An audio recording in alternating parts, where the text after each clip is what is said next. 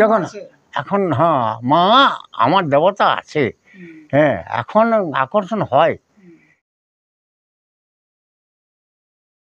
নমস্কার বন্ধুরা, আবার একটা নতুন ভিডিওতে আমার সকল দর্শক বন্ধুকে স্বাগত জানাই। আজ আমি এসেছি দুর্গাপুরের অন্ডালের কাছে ভাদুল গ্রামে এক মাতৃ সাধকের মন্দিরে। প্রায় 82 বছর বয়সে এই মাতৃ সাধক মানুষের সেবা করে আসছে। এই মাতৃ সাধক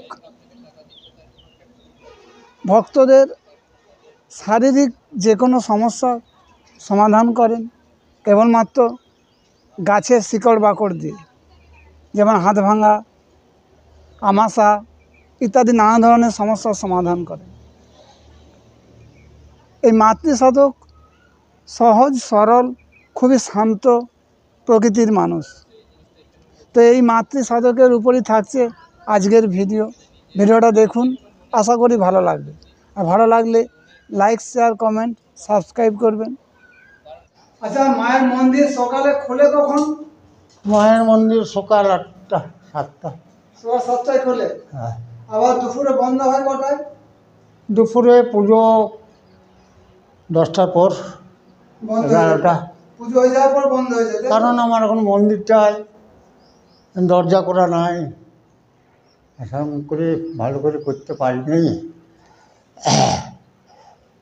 সেই জন্য একটু অসুবিধা হয়। হ্যাঁ, গ্রিল ফ্রিল লাগালে পরে ভালো হয়। নতুন করা হয়েছে, দেখা যাচ্ছে হ্যাঁ। অনেক কাজ বাকি আছে। মন্দির অন্য জায়গায় ছিল, এখানে আবার নিয়ে এসছি, হ্যাঁ এখানে এখন হচ্ছে। আচ্ছা, আবার সন্ধ্যাবেলায় কখন খোলে? না একবারই খোলে? সন্ধ্যাবেলায় আবার সন্ধ্যা দেওয়ার সময় আবার খুলতে হয়, সন্ধ্যা আরতির কারণ সময়। এখন ফাঁকা মন্দিরটা রয়েছে, হ্যাঁ। অনেক ছাগল টাগল কুকুর টুকুর সব ঘোরাঘুরি করে, আমার নষ্ট হয়ে যাবে। আচ্ছা, আর এখানে মায়ের মূর্তি করে বিসর্জন করে দেওয়া হয়, তাই তো? মায়ের হ্যাঁ বিসর্জন করে দেওয়া হয়। আবার পরের বছর আবার মূর্তি এনে মায়ের পুজো হয়। হ্যাঁ, আমরা ওই ঘরটা রাখি, ঘর। ভর্তি থাকে। হ্যাঁ, আমাদের ঘর দুটো আসে। আচ্ছা। হ্যাঁ, ওই যে ঘরটি থাকে, হ্যাঁ হ্যাঁ, হ্যাঁ এইটি থাকে, প্রতিমা বিসর্জন হয়। প্রতিমা হ্যাঁ, বিসর্জন হয়ে যায়। এইটি প্রতিমা যে হবে হ্যাঁ।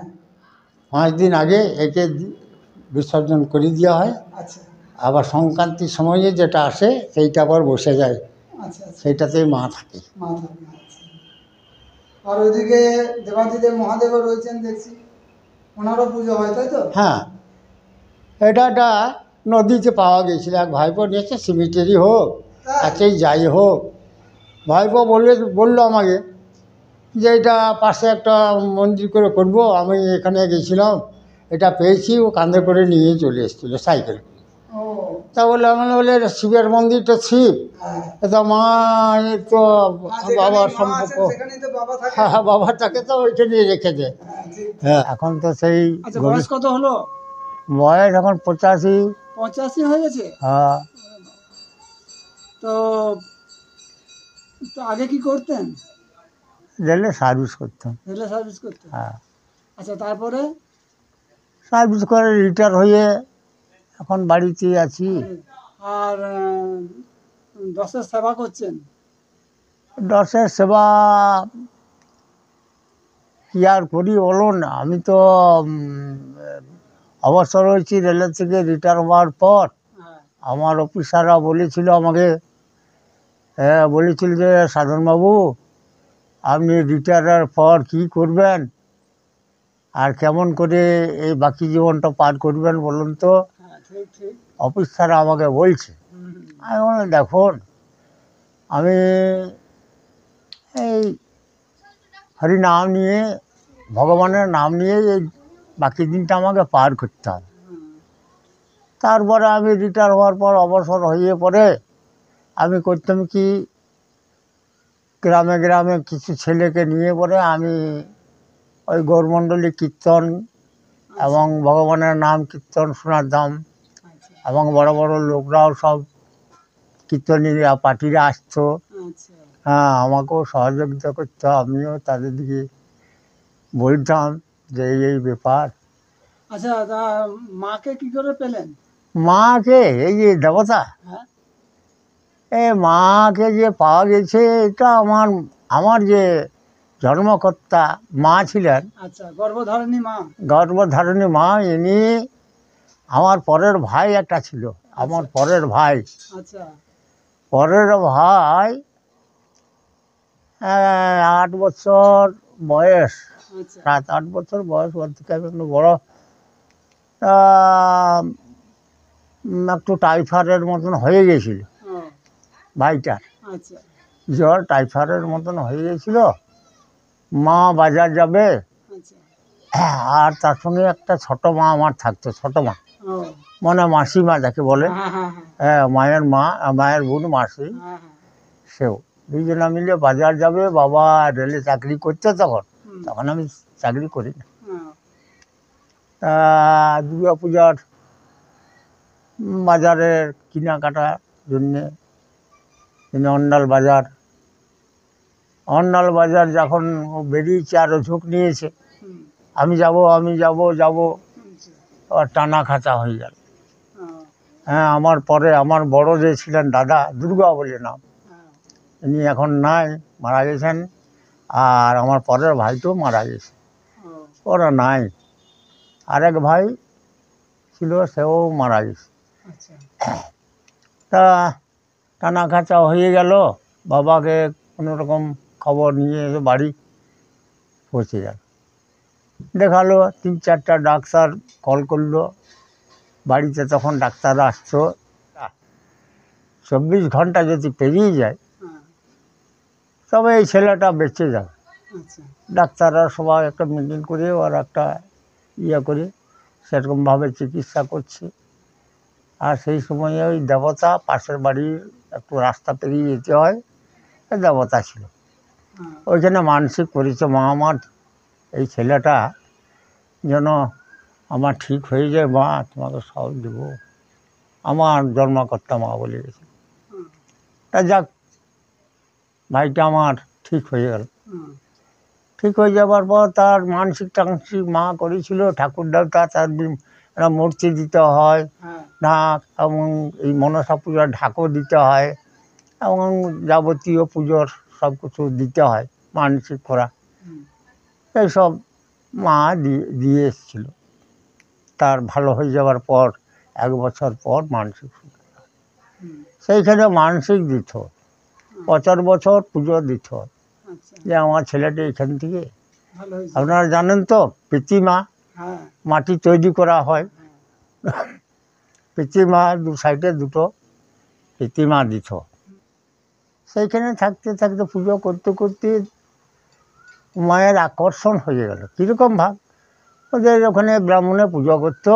হুম, এখন মা এই ঘটি মতন একটা ঘটি, হুম, 100 পোয়া দুধ, হুম, এবং আর পুজো টুজো, মায়ের ইচ্ছা যে এই মা এই দুধ ঘটিটা আচ্ছা ওই মায়ের মাথায় যেন সব ঢেলে দেয়। ধরে দাও, কিন্তু ব্রাহ্মণ তো দিল না, হ্যাঁ, মায়ের দুঃখ।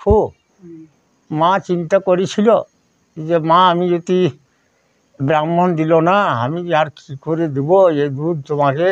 হুম, আমি তো ব্রাহ্মণকে বললাম মায়ের শিরে ঢেলে দেবে, সেই যে মায়ের একটা কি হয়ে গেল, হ্যাঁ, মাকে ওই অনেক দূরের থেকে আর ঘষাড়ে নিয়ে চলে গেল মন্দিরে যেমন। আচ্ছা আর যার দেবতা, হ্যাঁ, যে ব্রাহ্মণ নিয়ে এসছে, এবং যে তার যার দেবতা, হুম, সে বলতে লাগলো, আমি ব্রাহ্মণ দিয়ে পূজা করলাম, তো সন্তুষ্ট হলি না, এর হাতে দুধ ঘটিটা নিবি, আমি একেই দিয়ে দিলাম, হুম, বেলপাতা তুলে হাতে তুলে দিয়ে দিলাম, তুমি ইয়ার কাছে পুজো নাও।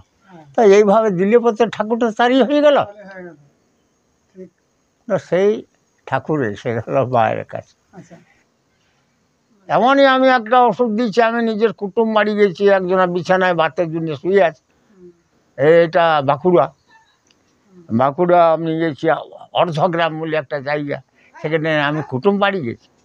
সেখানে কুটুম বাড়ি গিয়ে বলে একটা মানুষকে দেখছি যে শুয়ে আছে, বলে এসো, বলছে এইরকম বাত হয়েছে। আরে বাত হয়েছে তো তুমি শুয়ে আছো? আচ্ছা, তোমাদের এইখানে তো দেখি আমি যদি কোনো জায়গায় এই গাছটা দেখতে পাই তাহলে তোমাকে ওষুধটা খাইয়ে যাবো। ওদেরও মন্দির আছে। হ্যাঁ, আমি সব মন্দিরেই চলে যাই, আমার মায়ের কোনো ভয় নাই আমার। আচ্ছা আচ্ছা। সব তো একই দেবতা আমি ভাবি। হ্যাঁ, তা দেখো আমি খোঁজ খবর পেয়ে একটা ওই গ্রামে, গ্রামের পাশেই একটা গ্রামে গয়লাপাড়া আছে, গয়লাপাড়ায় দেখছি ওই গাছটি আছে। হ্যাঁ, আমি ওখানে দেখেছি শীষ নিয়ে এসে ওকে ওষুধ করে খাওয়ালাম। ও ওষুধ খাওয়ার পর ঘন্টা তার পরের দিনে ও একদম ঘেমে গেছে। ঘেমে দেওয়ার পর আস্তে আস্তে লাঠি টেনে ওঠে, টুকটাক টুকটাক করে চলছে। সেই যে চলছে তো বহুত দিন ভালো হয়ে, তাদের খুব একটু ঠান্ডা লেগে গেছে বা হয়ে গেছে, তা সেটার জন্য আমরা একটা তেলের সঙ্গে একটা পাতা বলি যে এই পাতাটা বাসায় রেখে দিবি, ও আর কাশবে না, আর জল ধরবে না, এগুলো কাছাকাছি ব্যাপার। অনেক কিছু জানা আছে, আবার জানি। হ্যাঁ, আবার সেগুলো বলা হবে না। মায়ের সম্বন্ধে বহুত কিছু জানা আছে। ওষুধপত্র দেন, এখানে কোনো টাকা পয়সা নেন? দেখুন, টাকা পয়সায় যে বাদবলি দিলাম, কিছু মূল্য নিয়ে পরে নিতে হয়। যেমন ডাক্তারের কাছকে গেলে পরে ডাক্তারের ফি দিয়ে সব নানান দিতে হয়। মায়ের পুজো করতে গেলে মাকে কিছু দক্ষিণা দিতে হয়। আমাকে তুমি দাও আর না দাও, মাকে দক্ষিণা দাও ওর ঘটের সামনে। হ্যাঁ, হয় যেমন তোমার রুটিতে, হ্যাঁ, তোমার যেমনও মরি, কোনো দাবি নেই, কোনো আমার দাবি নাই। দিদি ভাই বাড়ি কোথায়? ভাদুর। ভাদুর। হ্যাঁ। আর ইনি কি আপনার শ্বশুর মশাই? ইনি আমার শ্বশুর মশাই। আচ্ছা। আর ইনি আমার শাশুড়ি মা। শাশুড়ি মা। মা, এই মা খুবই জাগ্রত। হ্যাঁ। আচ্ছা, বহু দূরান্ত থেকে ভক্তরা আসে? সবাই অনেক দূর থেকেই আসেন, কিন্তু সব ভুলে যায়। আচ্ছা। মা অনেক তাদের উপকার করে, কিন্তু মা ভুলে যায় সব। আচ্ছা। পরে আর মানতটা পূরণ করে না? না, কেউ করে না। এটাই তো ভুল করে না। আচ্ছা, আর মায়ের পুজো খুব ধুমধাম সহকারে হয়? হ্যাঁ, শ্রাবণ মাসে হয়, শ্রাবণ মাসে। সংক্রান্তিতে। ভিডিও কেমন লাগলো অবশ্যই কমেন্ট করে জানাবেন। আর ভালো লাগলে একটা লাইক করে সাথে থাকবেন এবং একটা সাবস্ক্রাইব করে পাশে থাকবেন। তো আবার দেখা হবে পরবর্তী অন্য কোনো নতুন ভিডিওতে। ভালো থাকবেন, সুস্থ থাকবেন। তাহলে আজ এই পর্যন্তই, টাটা।